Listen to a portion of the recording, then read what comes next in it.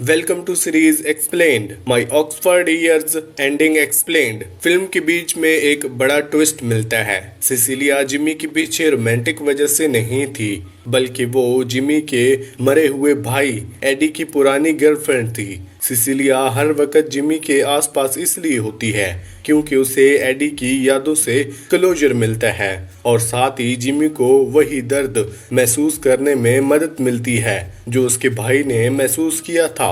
सुनने में था हर्ष लगता था, लेकिन कहानी यही है। मुझे तो पहले लगा था सिसिलिया सिर्फ एना को बेकार दिखाने के लिए लिखी गई है, जैसे वो जिमी पे लाइन मार रही हो, जबकि ऑलरेडी उसकी एक गर्लफ्रेंड है। फिर एक सीन आता है जहां एना जेमी के घर में घुस जाती है जब वो ट्रीटमेंट ले रही होता है और उसे लगता है जिमी सिसिलिया के साथ कुछ कर रहा है। पूरा सीन बहुत मैसी हो जाता है और एना को बेकार दिखता है, लेकिन ट्विस्ट ये है कि सिसिलिया टिपिकल दूसरी लड़की वाली ट्रॉपी को तोड़ देती है। ना वो जिमी की एक्स है, ना वो उसका प्यार चाहती है। उल्टा फिल्म के शुरू में ही वो एना को दर्द से बचने की वार्निंग देती है, ये बोलकर नहीं मेरा बंदा है, बल्कि इनडायरेक्टली दर्द से दूर रहने के लिए। जिमी और सिसिलिया दोनों को एक कॉमन चीज जोड़ती है, एडी। दोनों उस दर्द को बांट रहे होते हैं जिसे भूलना ऑलमोस्ट इम्पॉसिबल है। उनका रिश्ता दोस्ती वाला है, लेकिन दिल को छू जाता है। सिसिलिया स्लोली एक ऐसे कैरेक्टर बन जाती है जो व्यूवर को पसंद आने लगती है।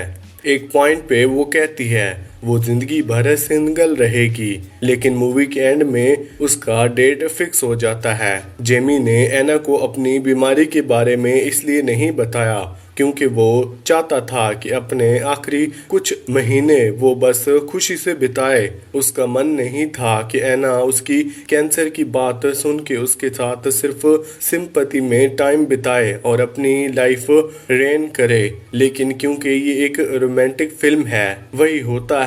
एना सब जान जाती है, उसके साथ उसके आखिरी दिनों में रहना चूज करती है। जेमी ने अपने भाई एडी को ट्रीटमेंट के दर्द से गुजरते देखा था और वही नहीं चाहता था कि उसकी लाइफ के लास्ट मोमेंट्स हॉस्पिटल में ट्रीटमेंट के बीच खत्म हो जाएं।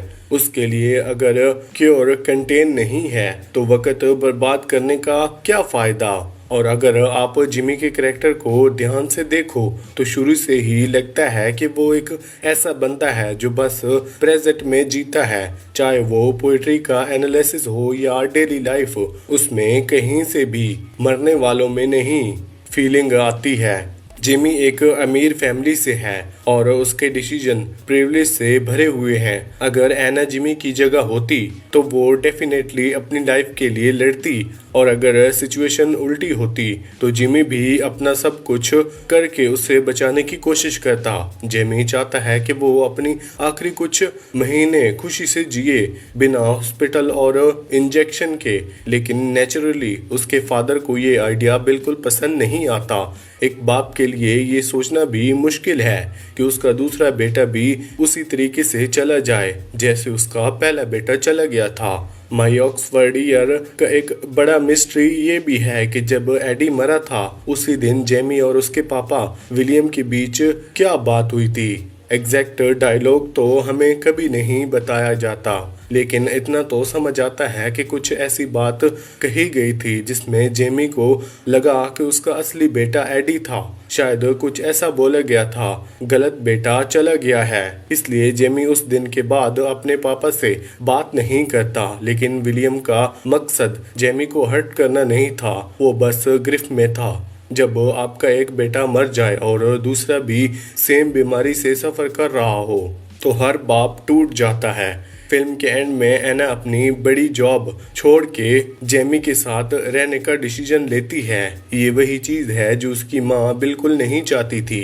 एना ने पैशन से ज़्यादा प्यार चुना, और कुछ लोग इसे पुअर पीपल प्रोपोगेंडा भी बोलते हैं, और कुछ बोलें तो एक इमिग्रेट माँ इतनी इजली अपनी बेटी के इस डिसीजन को कैसे एक्सेप्ट कर लेती है। मटेरियलिस्ट जैसी फिल्म में भी तो लड़की का कम से कम लड़का तो जीत जाती है, लेकिन यहाँ एना अपने कैरियर भी छोड़ती है और आखिर में जेमी भी चला जाता है। कुछ लोग कह सकते हैं कि एना ने ट्रैवलर के लिए पहले सेव किया था या जिमी के पेरेंट्स ने स्पॉन्सर किया हो, लेकिन वो अमेरिकन थी। ऑक्सफोर्ड की प्रोफेशनल बनना भी इतना इजी नहीं होता। लेकिन हाँ, एना के फ़ोन पे एक एमिली डिक्सन का क्विट था।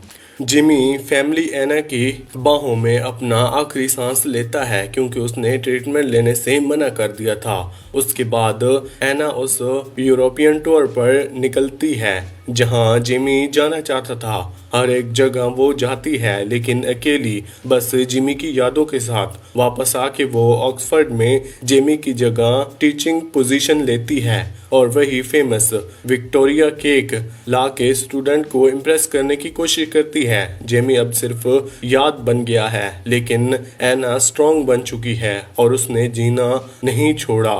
जेमी और एना दोनों ही सिल्विया पाथ की अरायल पोएट्री कलेक्शन पढ़ते हैं। जेमी एक दिन एना को वेल्डिंग की फर्स्ट एडिशन कॉपी देता है। हैनी डेविड ये बुक अकेलापन में लिखी थी और इसमें वो सब कुछ है जिसके बारे में बात करता है। एना फिल्म के स्टार्ट में आइडिया को अपने लाइफ का प्लान पार्ट मानती है, कॉलेज, ऑक्सफोर्ड, गोल्डमैन सचेस। लेकिन फिल्म के एंड तक उसका पूरा नजरिया बदल जाता है। अब वो हर दिन को खुशी से जीती है, फ्यूचर की टेंशन लिए बिना। और इसी के साथ ये फिल्म यहीं पर एंड होती है। वीडियो अच्छी लगी हो तो वीडियो को लाइक करके चैनल को सब्सक्राइब लाजमी करना। Thanks for watching.